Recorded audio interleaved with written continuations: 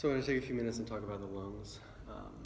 We went over last Wednesday, but a little bit of review here.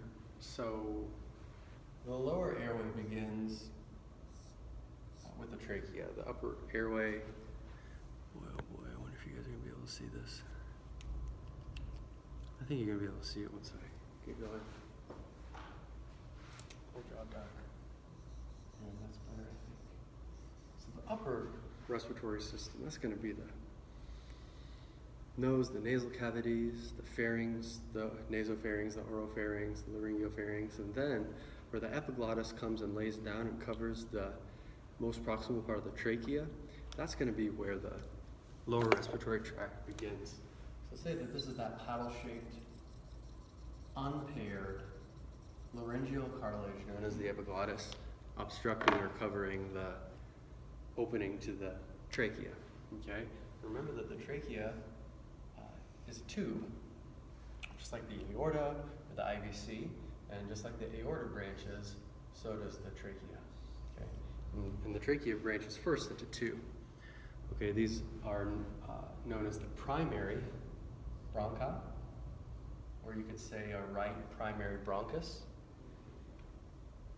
So that you could call it the main or the primary bronchi. They're the first branches, and the bit of tissue here at the bifurcation is known as the carina. Okay, it's the keel of the ship. That's the carina there. This is covered in mucosa that's very heavily innervated with sensitive nerve fibers that if they sense debris or liquid, they initiate the cough reflex. Okay, so this comes down and branches into the primary bronchi, right and left. Remember, this is the patient's right and the patient's left. Also, I want you to remember that the lung on the left is made up of how many lobes? Ask yourself, or tell yourself. You said 2 lobes, give yourself a gold star. There's a left upper lobe and a left lower lobe. Okay? And the primary or main bronchi give off a secondary bronchi to each of those lobes. So here's main or primary. Here's secondary, also called lobar. Called lobar because they're going to the lobes.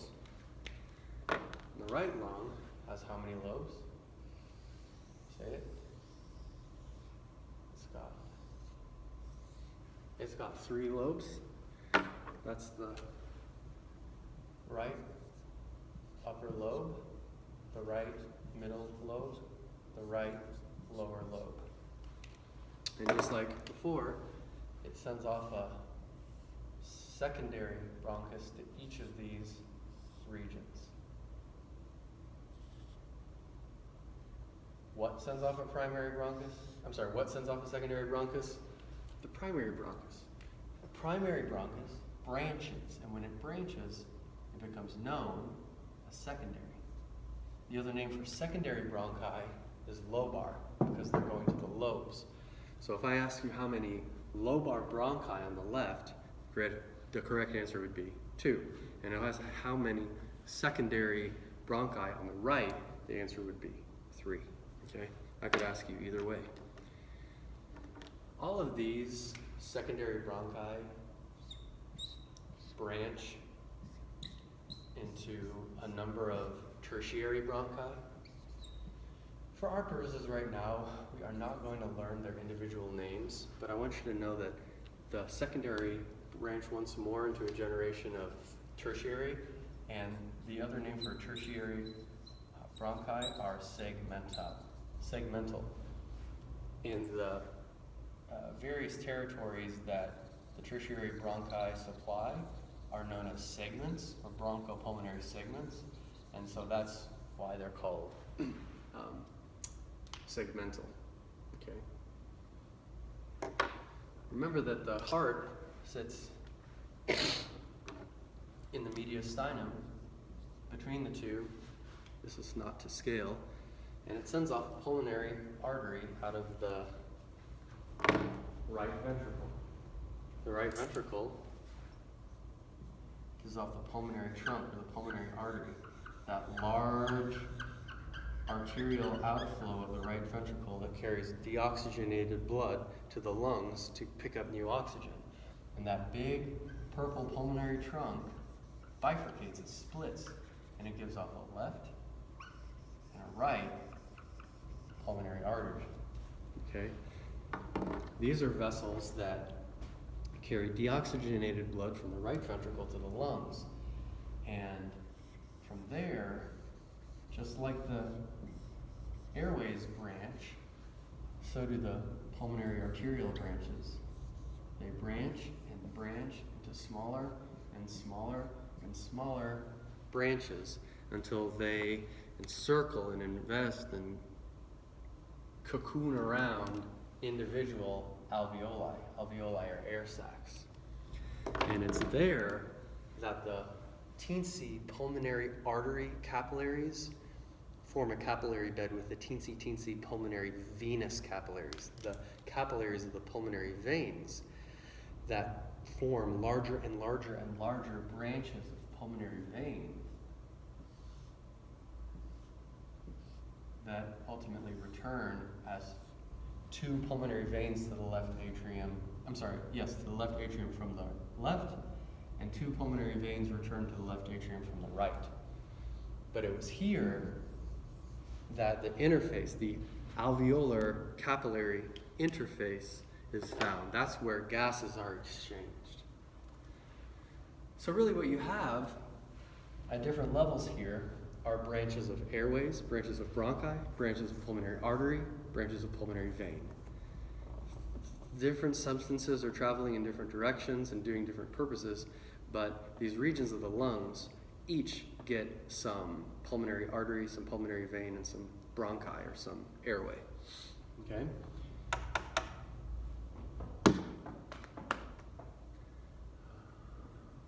Remember that there are two fissures in the right lung. Fissures are the separating points between the lobes. They're what kind of cleave or chop the lungs into individual lobes.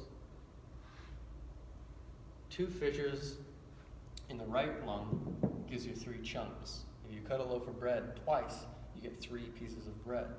And so these fissures, or these divisions or boundaries, are called horizontal and oblique fissures. And in the left lung, there's one single fissure. Okay. What else?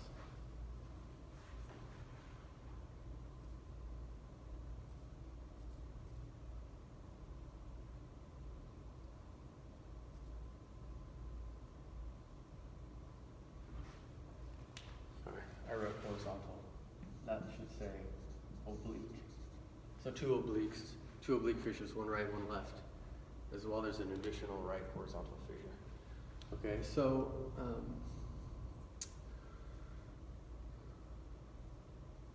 what else? You can recall that there are C-shaped portions of cartilage that at different times in the past have been known as tracheal rings. We're trying to get away from that word because these are not complete. These are not true rings. They're C-shaped pieces of cartilage that help hold the trachea open. We say it helps stent it open so that trachea doesn't collapse down in on itself. Remember that blood in the pulmonary arterial system is flowing in this direction towards the lungs. Remember that blood in the pulmonary venous system is flowing in this direction, away from the lungs or back toward the heart. And remember that air inside the respiratory system is traveling in both directions, inhalation and exhalation. Okay. I'm looking at our study guide to see if there's anything else that I need to tell you. I guess while we're here, let me just put everything together in this one. Okay. Let me tell you a few words about the upper respiratory system. The upper respiratory system begins at the nose. Specifically, it begins at the nares, which are also called nostrils. Okay, and it passes back through the nares into the nasal cavity. The nasal cavity opens or emerges or empties or is continuous with the pharynx, which some people call the throat. That's going to be the space behind the nasal cavity that eventually joins that space with the trachea and the voice box. So superiorly, there's a region of the pharynx known as the nasopharynx. Nasopharynx is posterior to the nasal cavity and ends at the level of the uvula, back of the soft palate.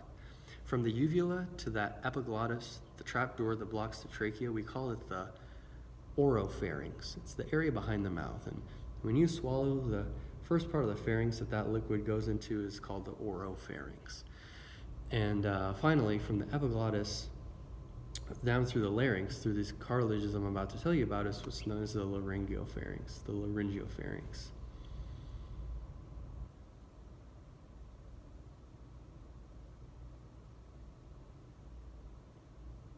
The larynx, the voice box, is a hollow tube. It holds the vocal cords, serves as an attachment site for muscles and ligaments and this type of thing. The anatomy really is quite complex, but the takeaway is that it's formed from pieces of cartilage. There are 3 unpaired cartilages or single cartilages, and then there's 3 pairs, 3 right and left pairs. So that's a total of 9 pieces of cartilage. Okay. There's the epiglottis, that's unpaired. There's only one epiglottis. There's not a right and a left epiglottis, there's one. It's here in the center. There's the large shield-shaped thyroid cartilage, the Adam's apple, and inferiorly is the cricoid cartilage. Okay? Each of those are single. They're in the midline. They are not right or left. If you look at the larynx from a posterior view, as opposed to this anterior view, and just probably look at the diagram in the book because I'm struggling to draw it very well. I'm struggling to draw it in a way that you can see it. But there are 2 triangle-shaped arytenoid cartilages. Okay, there's a right and a left if you're looking from posterior. Okay, and remember the cornucopia at Thanksgiving is the horn-shaped thing full of fruit. And that word cornucopia refers to horns, and there are 2 corniculate cartilages that rest atop the arytenoid cartilages. These are the corniculate. These are the corniculate cartilages. They're the devil's horns that sit atop the arytenoid cartilages. And finally, there's 2 wedge-shaped cuneiform cartilages that are difficult to see on these models and diagrams, and I do not typically test students on those. Beyond this, the only other takeaway is that the anatomy of the larynx is quite complex, especially when you consider the region with muscular tissue, nervous tissue, and the complicated interface between the nervous, muscular, and respiratory systems in that region. And so we're not going to dive very much farther into it. Those of you who are interested in respiratory therapy or speech therapy, we could, and probably that would be beneficial to dive a little deeper into it. If you wanted to, just let me know. So that's what I mean when I say the larynx and the laryngeal cartilages. 6 pairs, 3 right, 3 left, and 3 singles. Total of 9. A little bit about breathing muscles just before we go, and I'm going to wrap this thing up. But on the list, I talk about 3 important muscles of quiet breathing. When I say quiet breathing, I'm talking about the breathing you're doing right now. You're not thinking about it. It's in and out. Some people call it tidal breathing, like the tides of the ocean. It's in and out. They're not deep breaths. They're not shallow breaths. They're just normal. And the 3 muscles that are really involved in that are the external intercostals, the most superficial layer of muscle between the ribs. Those muscles elevate the ribs, and they increase the size of the thoracic cavity. As well, there's the deeper internal intercostal muscles.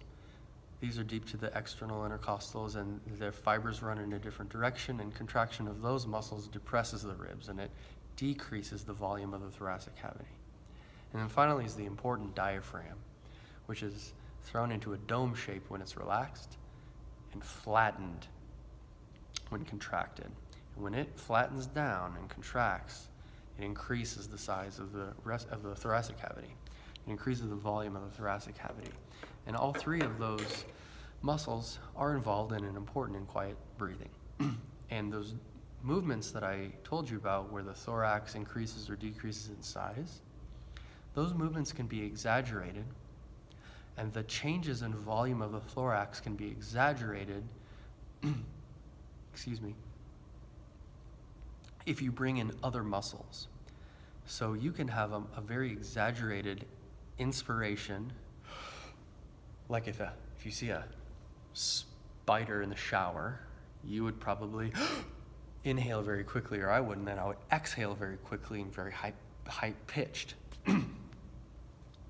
If you were blowing out your birthday candles, or you're giving a big sigh after you saw a test grade you weren't happy with, or if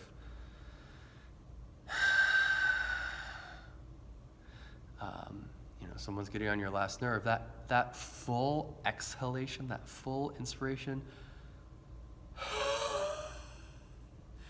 have to bring in other muscles to do that. Those extra muscles are called accessory muscles of respiration. These are the extra muscles that the body utilizes when it wants to have a more exaggerated deep breath or deep breath out. And the muscles that are the accessory muscles that help with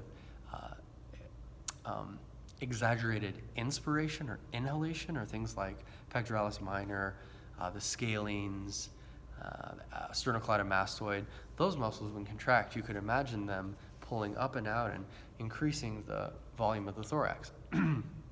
Muscles that are involved in expiration are those that even further decrease the size of the thoracic cavity. And those are actually going to be a lot of the abdominal muscles, the internal and external abdominal oblique and the rectus abdominis. And what I tell people to do is don't pretend, do it. Blow out as hard as you can. When you do it, put your hand on your abdomen and notice the contraction of your abdominal muscles. You can feel it when you forcefully exhale. Those are the accessory muscles of respiration. Let's see what else. The layers of the serous membranes of the thoracic cavity and the cavities, the pleural cavity, the thoracic cavity.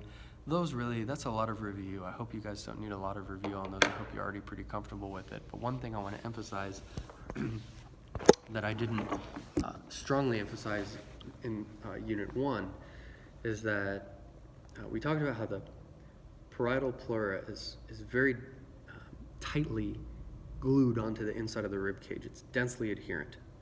It's very closely associated, and it's difficult to peel away.